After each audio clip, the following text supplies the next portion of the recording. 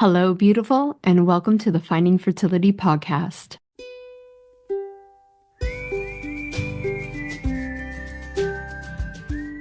I'm Monica, your mentor in uncovering the hidden layers of your fertility journey. Together, we'll discover the right path for you within the 6 essential steps to creating the family of your dreams. We'll ditch the overwhelm, tune into your intuition, and build a vibrant foundation for your fertility. Whether it's through gut health, subconscious healing, or energetic alignment, you can unlock your body's natural power to get and stay pregnant. Your fertility journey is all about radical responsibility and deeply believing that your body is on your side. It's time to stay consistent, embrace trust, surrender, and create the transformation you deserve. Finding Fertility does not diagnose, prescribe, or treat any fertility issues. What we do is empower you to take control of your health by uncovering the root causes holding you back. Let's do this together. Happy Friday. Welcome back to another episode of Finding Fertility. I'm your host, Monica Cox, and I am truly honored you are here with me, becoming the conscious mama you were born to be.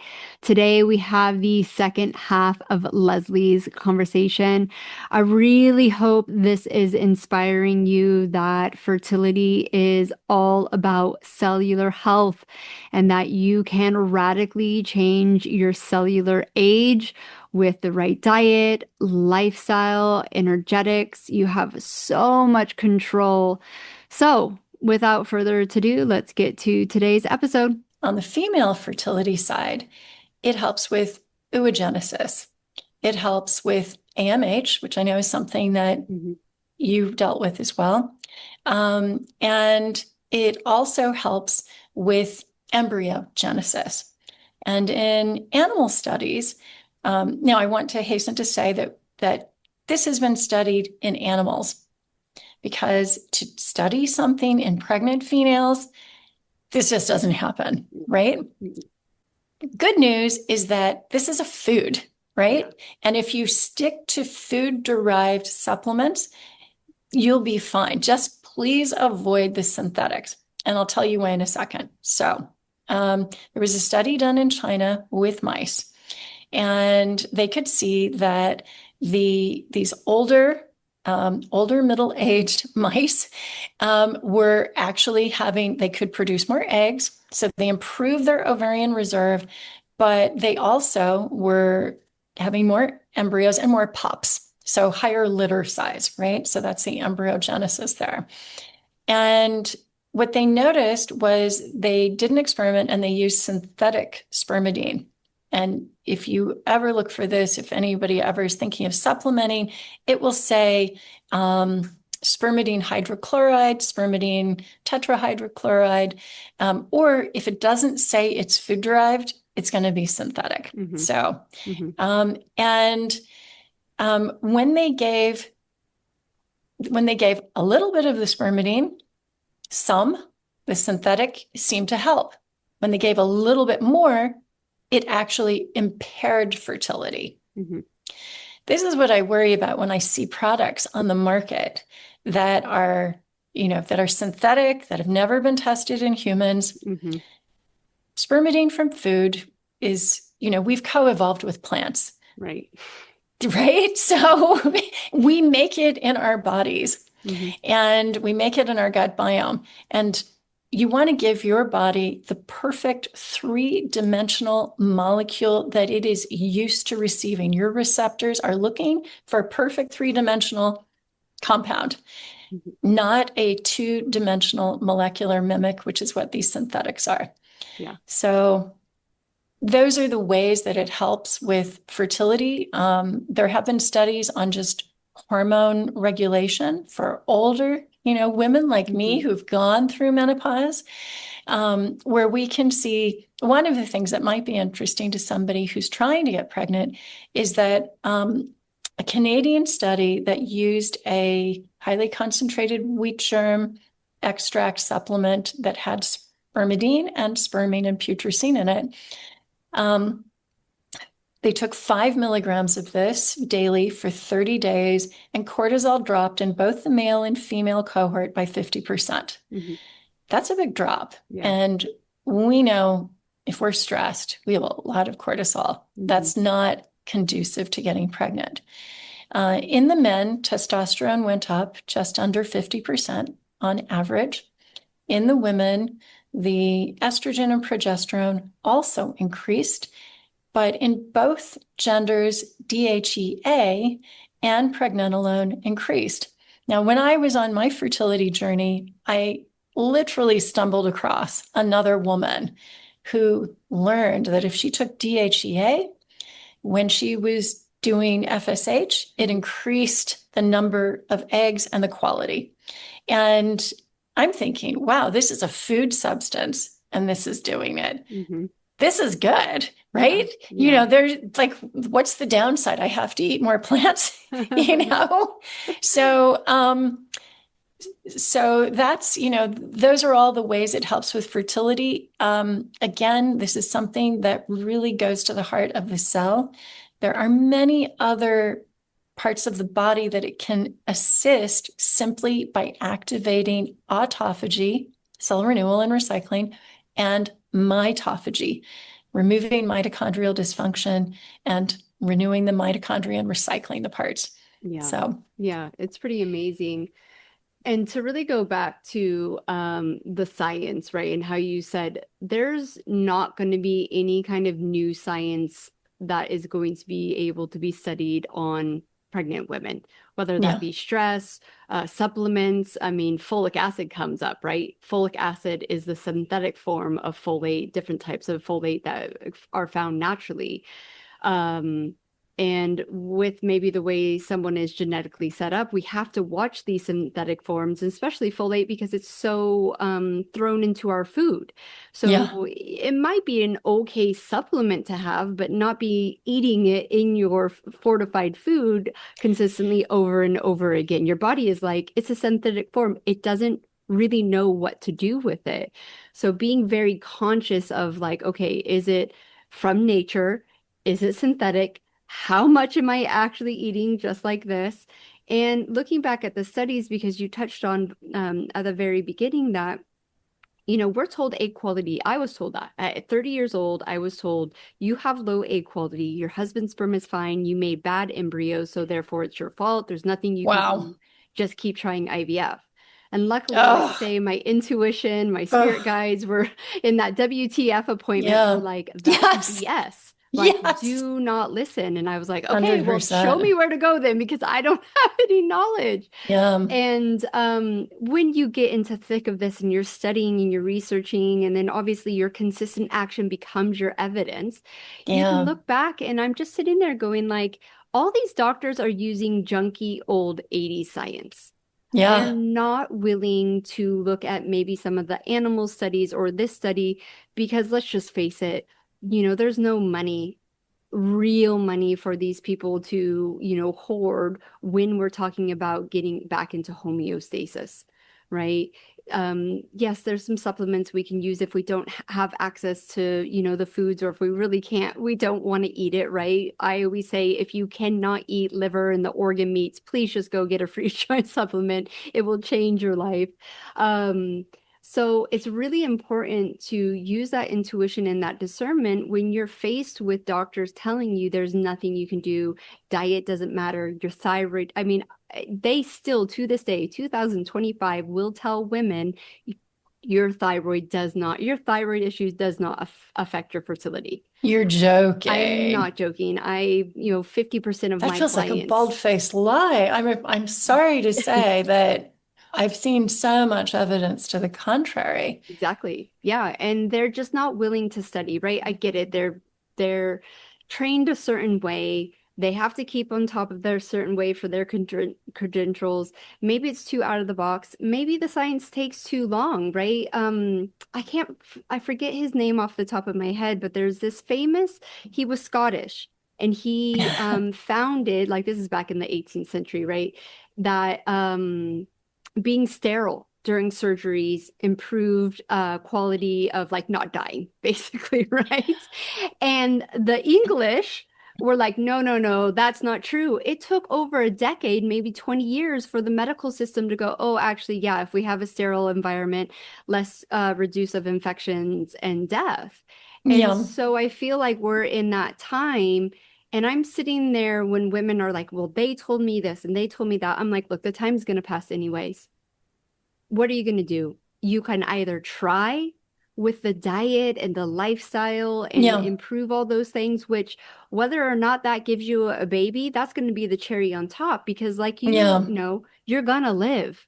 You're going to Yeah. have a healthy life, a healthy 50s, 60s, 70s. And when you get into the mental and emotional side, you're even going to actually love life and not look back at regret and like, oh, I wonder if I would have just done this. And so I'm like, well, choose your heart because it's not easy to change your life for the better to you get into a new mindset of I have radical responsibility and empowerment here. I can change my whole situation if I'm willing to show up for myself in different ways, or you get stuck in the rut as we know of the medical system. And that is hard too, and not empowering and devastating and financially like Yeah. And, hard. and what's interesting is that we're also giving our power away to doctors and we're making it their problem. Hmm. And type A personalities, which I think we both are, Yeah. I was very used to working on accumulating credentials. So I went to UC Berkeley, I went to Harvard Business School.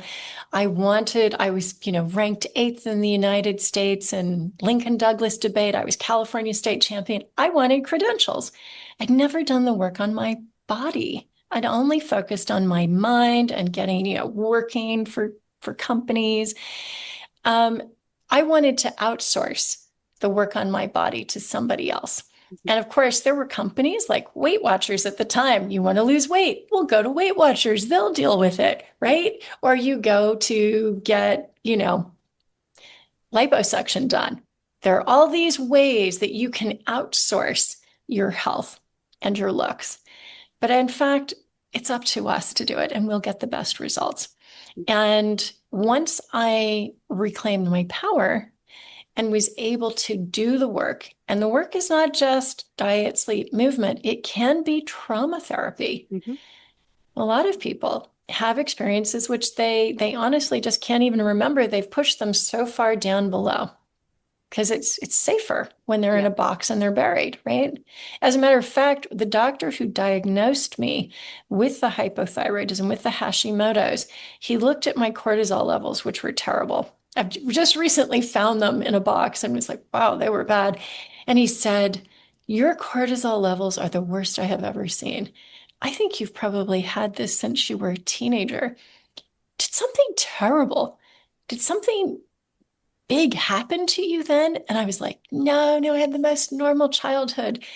And then I was like, wait a second. My dad killed himself. Hmm. I had to run out of a burning house. My grandfather died within 3.5 months of my dad dying. And it was like, I never thought of that. So many people have these stories. And, trauma is individual to each person. It doesn't have to be something like their house burning down with Yeah. them in it. It can be whatever their bodies perceive to be unsafe. Yeah. And it is valid for each person. Perception is what we're looking at, Yeah. because that is what then chronically inflames the body. And that chronic inflammation will inflammage us, and it's going to inflammage everything. It's not just the wrinkles on your face, it's your ovaries too. Hmm. So, Yeah. I battled against the inflammation and it worked out great for me. Mhm. And obviously just, eating the right things to decrease inflammation and promote health Yeah. helped with getting back to a cellular reset. Hmm. I think functional medicine is at this space where the tangible physical stuff isn't working anymore, right? A lot of people are showing up, they've done the work, and I experienced this in motherhood. I was perfect for a decade, and motherhood presents this whole other mirror, especially with the mental and emotional side and the patterns that you run the being perfect, the guilt, all those things, they don't magically disappear because you dealt with fertility struggles for both Mm, of us 8 years plus, or, even mm, just a few years. We think like, oh, well, we work so hard. We're just going to bypass all the stuff that's like stuck in our nervous system mm. that's just Yeah. waiting to be exposed when motherhood comes along.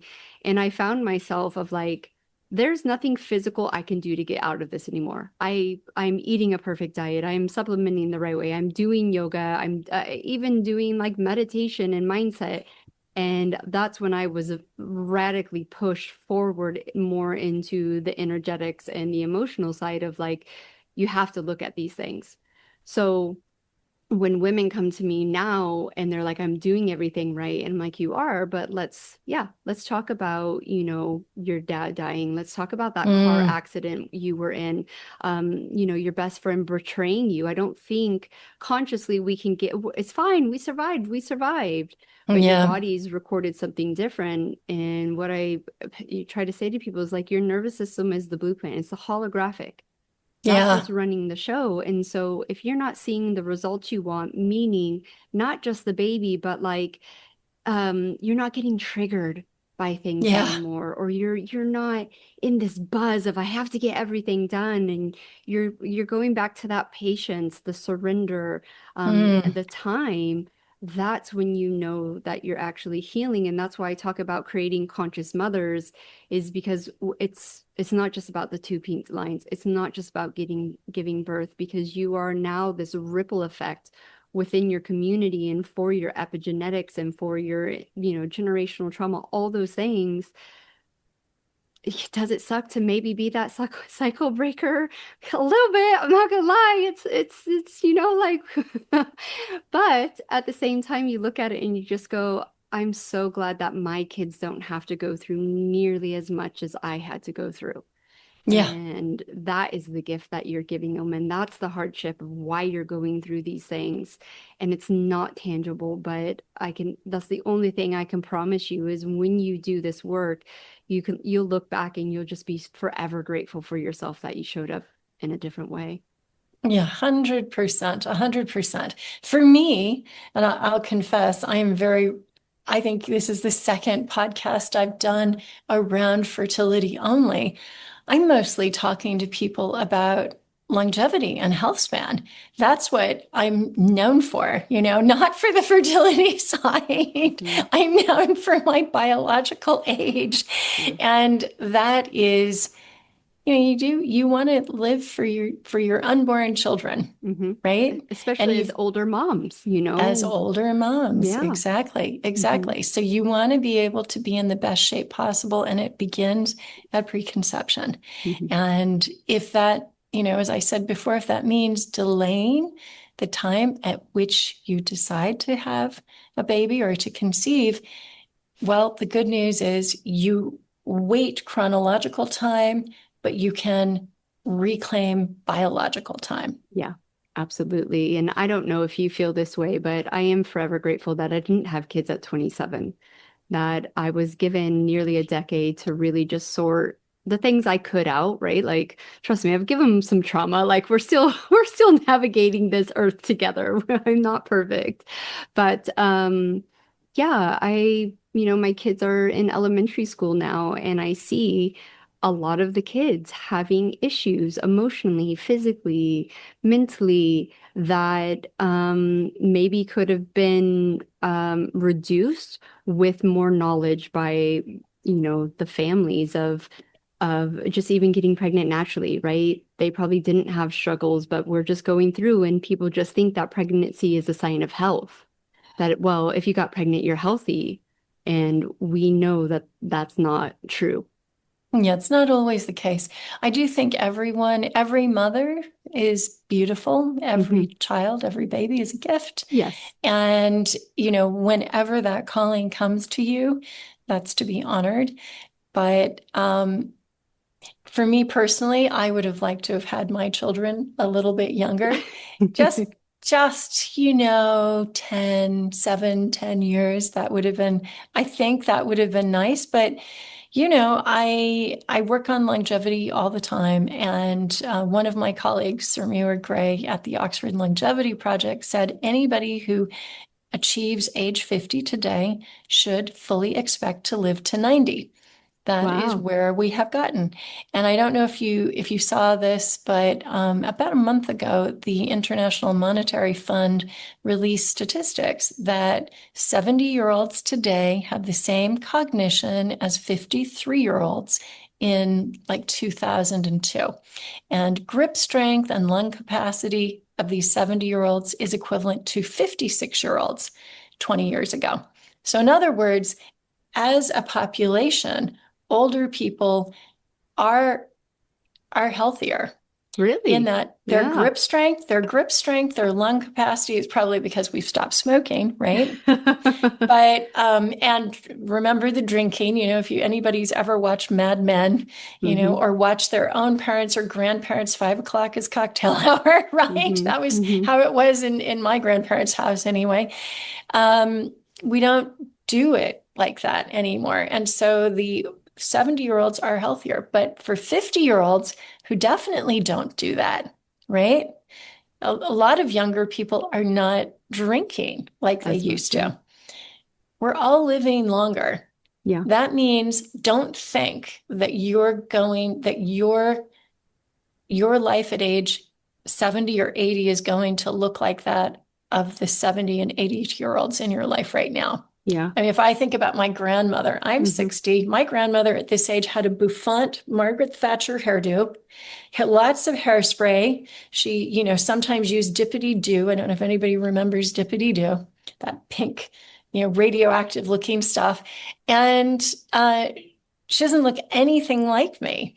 And that's what's wonderful if we take the opportunity to do some self-care. Hmm. We have, even if we're older mothers, we have a long, healthy life ahead of us that we can enjoy. We can contribute to the lives of our children, even though we are chronologically older. There's the opportunity to be biologically younger. Yeah. And would you say it's the opposite to, I mean, my father just died at 68. Um, I'm sorry to hear that. Thank you. But he didn't take care of his cellular health, right? Like it just snowballed on all levels of it. And are we seeing a generation that maybe hasn't woken up to, hey, you need to start taking care of your health, in your 40s and your 50s? Is there this Yeah. split of Yeah. even though we might be living longer, I do question, like I have an uncle that lived to 68, but he was obese and diabetic. Yes. So, And so medicine really gave him 10 years. And would I say he was living the last 10 years? no. Probably not. Chronic ill health is Yeah. unfortunately that can happen. Now, those IMF figures were across 41 countries. I'm not talking about the United States or Great Britain. I'm talking about 41 countries that Okay. Yeah. include countries like Japan, Okay. which has the healthiest, Yeah, the okay. healthiest. They have the longest health span. They live the longest, and they are the healthiest. Hmm. And ironically, they spend less than pretty much any other OECD country on the, Yeah. that's Hmm. that's the irony, because the health is built into their daily life. Exactly. They walk everywhere. They do Ikebana. They're practicing Zen as they arrange flowers. Yes. Hmm. Marie Kondo, it means that they can declutter their home and be Zen. Yes. Or the foods they're eating, like natto. They're Hmm. getting lots of opportunities for spermidine Yes. into their lives. So, no. So yes, that those statistics are from 41 countries. Yeah. And they're Um, amazing. And it's just, I think, a testament to what it can be your future.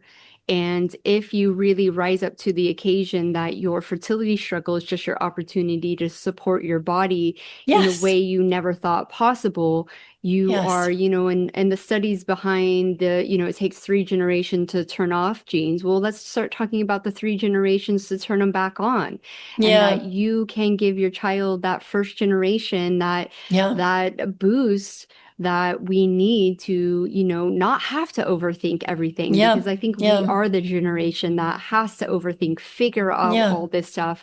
And then once it's just normal, like my kids know that when they go to a party, they can eat whatever they want, but they don't overdo it. because my Yeah. 9-year-old has that awareness of like, okay, 10 marshmallows that I ate at last birthday party made me feel like, not very good. So I'm Yeah, I only going to felt have sick. Yeah. 3, right? And Yeah. just be Yeah. aware of that, where I Yeah. didn't have that knowledge until I was, Yeah.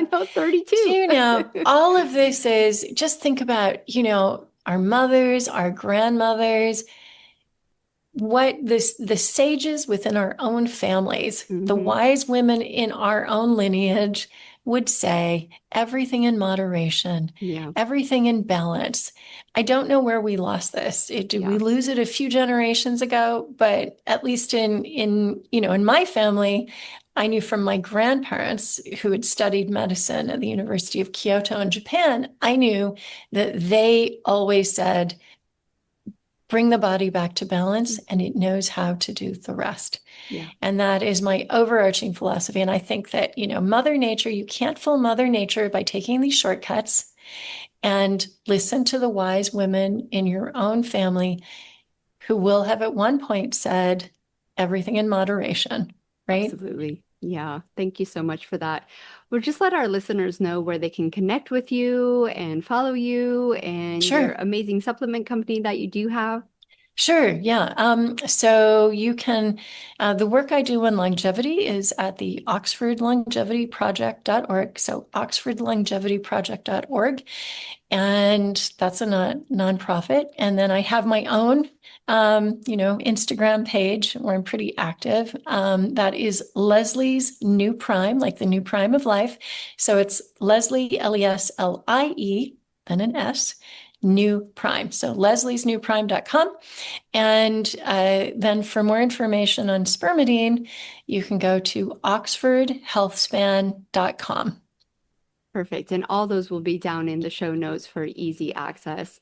Thank you so much for coming on. I knew when we got introduced that we would have such a lovely conversation. So thanks for sharing your wisdom and your knowledge with us. Thank you. Likewise, I learned a lot and it's been beautiful. Thank you once again for tuning in and becoming the conscious mama you were born to be. Remember, I wasn't some magical unicorn who stumbled into fertility success. I stayed consistent, I put in the work, and I made it happen. And guess what? You can too. And I have something for my loyal podcast listeners, but here's the key. This is only for women who are feeling burnt out, frustrated, and stuck in the cycle of endless research. And you're at a point where you are screaming, I have tried everything. Why isn't this working? This only works for women who are ready to take a radical responsibility for their journey and start listening to their body's innate wisdom. Because deep down, you can heal and achieve your ultimate goal. If that's not you yet, that's okay. Not everyone is ready yet to show up with ease, deeply connect to their energy, unlock subconscious patterns, and listen to their body's ability to come into full coherence. But for those who are ready, I'm offering something I only do with my paying clients, and this is a fertility breakthrough session. This is the first thing I do, even before I start really deeply working with someone in a coaching package. It's a deep dive session where we look at exactly where you are right now, what's keeping you stuck, and the easy shifts that can change everything. But fair warning, these sessions are very limited and go fast. So if you're interested in checking out my superpower for uncovering exactly what's been overlooked, jump into one of these free calls. They're deep, they're intuitive, and they're game-changing. The only way you can access this is if you actually personally message me. You can do it on your favorite platform, IG, TikTok, or at my personal email, monica@findingfertility.co. Not .com, because they wanted $3,000 for the M, with just one word. And that word is dreams, obviously, DREAMS. And I'll make sure you get that link right away. Remember, this transformation happens when you stay committed to yourself. Trust your body, follow your intuition, make it possible. The links that you need are down below. And if you are still here and you absolutely love this podcast, please take some time and leave me a review and help other women like you find this podcast to get the support they need. Help a sister out. Leave a review today.